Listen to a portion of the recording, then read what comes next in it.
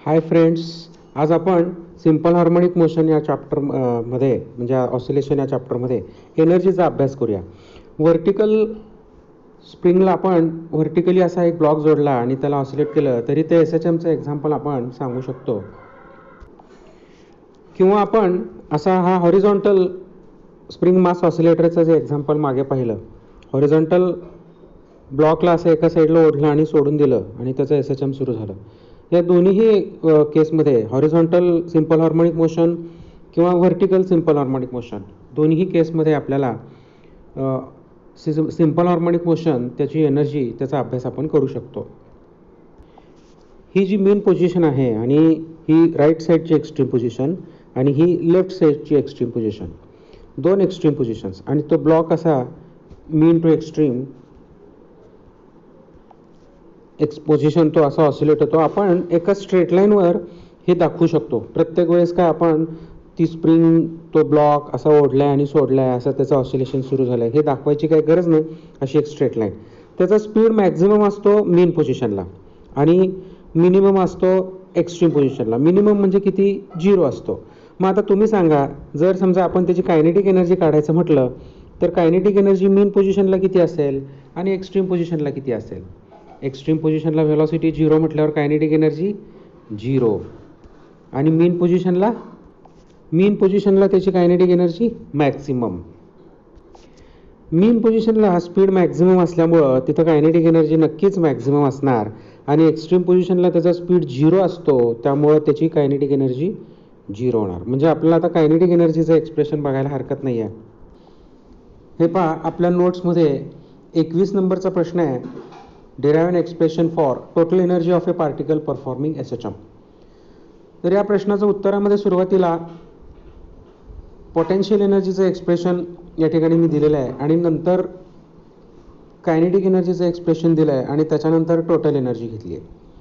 सुरुवातीला आपण कायनेटिक एनर्जीचं एक्सप्रेशन बघूया. अतिशय सोपं आहे, एकदम 10x10च्या खोलीसारखं आहे, म्हणजे छोटंसं एक्सप्रेशन आहे कायनेटिक एनर्जीचं. बघूया आपण. हे पहा, कायनेटिक एनर्जीचा फॉर्म्युला आपल्याकडे आहे हाफ एम व्ही स्क्वेअर आणि त्याच्यामध्ये व्हीचा फॉर्म्युला माहिती आहे आपल्याला. हा फॉर्म्युला आहे V is equals to under root omega square minus V is equals to omega under root A square minus x square. तर ही व्हॅल्यू व्हीची व्ही स्क्वेअर करायचं आहे. व्ही स्क्वेअर केल्यावर हे ओमेगा स्क्वेअर होणार आणि हे स्क्वेअर रूट जाणार म्हणजे a square minus x square. हे पहा, omega square into a square minus a square झालं. पहा, कायनेटिक एनर्जीचं एक्सप्रेशन मिळालं 1/2 m omega square into bracket a square minus x square. Kinetic एनर्जीचं एक्सप्रेशन या ठिकाणी संपलेलं आहे. आपण आता पोटेन्शियल एनर्जीचं एक्सप्रेशन बघूया. पोटेन्शियल एनर्जीचं एक्सप्रेशन थोडंसं मोठ्या मॅथमॅटिकल पार्ट त्यामध्ये घेतला आहे. तो काय आहे हे आपण समजावून घेऊया. हे पहा, पोटेन्शियल एनर्जीचं एक्सप्रेशनसाठी आपण इथे एक डायग्राम काढली आहे. ए बी ही अशी एक स्ट्रेट लाईन आहे आणि त्याच्यामध्ये हे ओ मीन पोझिशन आहे. सध्या तो पार्टिकल पी या पॉईंटला आहे, या ठिकाणी आहे आणि इथं येतो. या पी पॉईंट इथं घ्यायचा आहे, पी पॉईंट, आणि तो सध्या किती डिस्टन्सवर आहे? एक्स एवढ्या डिस्टन्सवर आहे. कुठून? मीन पोझिशनपासून. आणि त्याच्यावर जो रिस्टोरिंग फोर्स आहे तो टुवर्ड्स मीन पोझिशन, हे तर आपल्याला माहिती आहे. Restoring force is always directed towards mean position. आपण सुरुवातीलाच लिनियर एस एच एमच्या डेफिनेशनमध्ये हे आपण अभ्यासलं आहे. मग डिस्प्लेसमेंट जे आहे ते आपल्याला अवे फ्रॉम मीन पोझिशन म्हणजे इकडं करायचं आहे आणि फोर्स टुवर्ड्स मीन पोझिशन आहे. थोडंसं डिस्टन्स आपण या पी पासून या क्यूपर्यंत, क्यू पॉईंट इथं घेऊ आपण. इथं तुम्ही नोट्समध्ये दुरुस्ती करा. इथं पी घ्या आणि इथं क्यू घ्या. पुढे क्यूच्या जागी पी लिहा आणि पीच्या जागी क्यू लिहा. पी पासून क्यूपर्यंत म्हणजे किती डिस्टन्स? एक छोटंसं डिस्टन्स डी एक्स, त्याला आपल्याला पुढे ढकलायचं आहे. आणि तो फोर्स कुठल्या दिशेने? त्याच्यावरचा डाव्या बाजूला आहे. त्याच्या अगेन्स्ट आपण या दिशेनं त्याला डिस्प्लेस करतोय स्मॉल डिस्टन्स डी एक्सनी. त्यामुळं आपल्याला काय करावं लागणार आहे? Work, small work is to be done. आणि हे small work D W J आहे ते आपण इथं घेतलं. पहा, आणि फोर्स इंटू डिस्प्लेसमेंट हा फॉर्म्युला आहे वर्क डनचा. त्या फॉर्म्युलाप्रमाणे work is equals to force into displacement. आता इथे निगेटिव्ह साईन काय घेतली आहे? Because work is done against the force. Force आणि वर्क हे एकमेकांच्या विरुद्ध आहेत, त्यासाठी आपण या ठिकाणी निगेटिव्ह साईन इथं आपण घेतली आहे. Negative sign shows that the work is done, force and work are opposite in directions. त्याच्यानंतर आपण एफची किंमत आपण इथं सबस्टिट्यूट करूया. एफची किंमत आपल्याला माहिती आहे काय, आपला basic formula F is equals to minus K X. ती व्हॅल्यू इथं पुटअप केली वरच्या या इक्वेशनमध्ये, तर D W is equal to काय मिळेल, के एक्स डी एक्स. हे छोटंसं वर्क आहे आणि आपल्याला टोटल वर्क काढायचं आहे. कुठून कुठंपर्यंतचं काढायचं आहे, आपल्याला टोटल वर्क काढायचं आहे फ्रॉम दिस मीन पोझिशन. हे मीन पोझिशन इथं आहे पहा, मीन पोझिशन ओ म्हणजे तिथं डिस्प्लेसमेंट 0 असतं आणि इथं आपण याला पी म्हटलं आहे, म्हणजे किती अंतर आहे एक्स. म्हणजे इथं मीन पोझिशनला डिस्प्लेसमेंट 0 आणि इथं पी पॉईंटपर्यंतचं डिस्प्लेसमेंट एक्स. म्हणजे ओ पॉईंटपासून पी पॉईंटपर्यंतचं टोटल आपल्याला पोटेन्शियल एनर्जी, टोटल वर्क काढायचं आहे.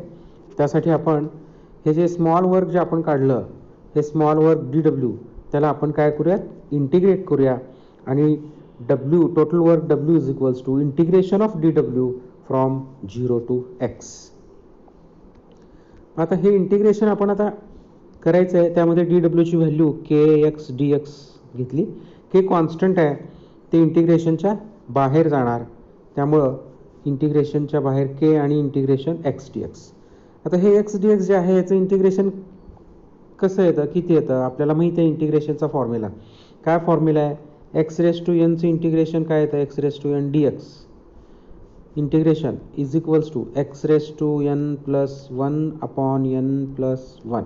या फॉर्म्युल्याप्रमाणे इंटिग्रेशन एक्स डी एक्स काय येईल, एक्सचं पॉवर किती आहे, काहीच नाही म्हणजे 1 घातांक, त्यामुळं X raise to 1 plus 1 upon 1 plus 1 म्हणजे किती झालं, एक्स रेस टू 2 अपॉन 2 म्हणजे एक्स स्क्वेअर अपॉन 2 असं इंटिग्रेशन आलं पहा. मग आपण आता इथं ते इंटिग्रेशन उत्तर घेऊयात.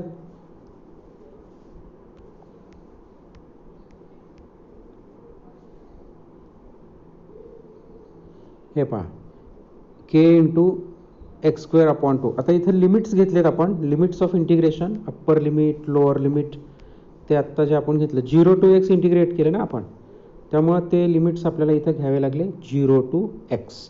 आणि असा स्क्वेअर ब्रॅकेट करतो आपण इंटिग्रेशन काढल्यानंतर आणि लिमिट्स लिहितो. इथं खाली 0 लोअर लिमिट, वर लिहितो एक्स अप्पर लिमिट. आता याच्या पुढची स्टेप काय करतो आपण, इंटिग्रेशन काढल्यानंतर upper limit minus lower limit, म्हणजे अप्पर लिमिट जे आहे एक्स, ते इथलं हे व्हेरिएबल आपलं एक्स आहे, हे त्या एक्सच्या जागी एक्स घ्यायचं, एक्स स्क्वेअर अपॉन 2 मायनस नंतर लोअर लिमिट घ्यायचं, म्हणजे एक्सच्या जागी 0 स्क्वेअर अपॉन 2. काय येईल उत्तर मग, X square upon 2, K into X square upon 2. Therefore W is equals to 1/2 K X square असं टोटल वर्क मिळालं पहा. आता इथं केच्या जागी आपण यम ओमेगा स्क्वेअर असं सबस्टिट्यूट करूया. या केच्या जागी इथं यम ओमेगा स्क्वेअर केल्यानंतर काय येणार, W is equals to 1/2 M omega square x square. आणि हे जे वर्क आहे तेच वर्क पोटेन्शियल एनर्जीच्या स्वरूपात साठवलं जातं तिथं त्या पार्टिकलमध्ये किंवा त्या स्प्रिंगमध्ये किंवा त्या ब्लॉकमध्ये. आणि त्यामुळं टोटल वर्क जे आहे, टोटल पोटेन्शियल एनर्जी जी आहे ती आपल्याला मिळालेली आहे. आणि ती किती मिळाली आहे, 1/2 M omega square x square. Kinetic energy तर आपण मगाशीच काढली आहे. आता टोटल एनर्जी बघूयात. Potential energy plus kinetic energy is equals to total energy. दोघांची आपण काय करायची, इथं ॲडिशन, बेरीज करायची आहे. मग आपण आता इथं ॲडिशन करूया. Potential energy half m omega square x square plus kinetic energy half m omega square ए square minus x square. Half m omega square common काढता येईल आपल्याला इथं दोघांमध्ये. आणि ब्रॅकेटमध्ये काय राहणार, x square plus a square minus x square, x square cancel होणार आणि आपल्याला काय मिळणार, 1/2 यम ओमेगा स्क्वेअर ए स्क्वेअर. अशा प्रकारे आपल्याला टोटल एनर्जी मिळाली पहा. Total energy of a particle performing SHM is equals to 1/2 M omega square A square. या ओमेगाच्या जागी आपण यम ओमेगा स्क्वेअरच्या जागी के घेऊ शकतो. त्यानंतर ओमेगाच्या जागी अजून काय घेऊ शकतो आपण, 2 पाय अपॉन टी असं सुद्धा घेता येतं. मग ओमेगा स्क्वेअर केल्यावर काय होणार इथं, 4 pi square upon T square. किंवा ओमेगाच्या जागी 2 पाय एन असं सुद्धा घेऊ शकतो. 2 पाय एन घेतल्यानंतर काय होणार, 4 pi square N square omega square केल्यावर. या प्रकारे इथं आपण ओमेगाच्या जागी वेगवेगळ्या किमती घेऊन असं लिहू शकतो आपण. आता जे इक्वेशन मिळालं आपल्याला हे टोटल एनर्जीचं, याच्यावरून आपल्याला काय सांगता येईल? एम कॉन्स्टंट आहे, ओमेगा कॉन्स्टंट आहे, ए कॉन्स्टंट आहे. Total energy is always constant. Total energy of a particle performing SHM is always constant, असं आपण याच्यावरून सांगू शकू. टेक्स्टबुकमध्ये देखील हा प्रश्न तुम्ही बघू शकता. याच्यामध्ये energy of a particle performing SHM 5.11 नंबरचा तो टॉपिक आहे पहा इथं पुस्तकामध्ये, 120 पेज नंबरवर आहे. तर इथं सुद्धा तसंच पद्धतीनं पहिल्यांदा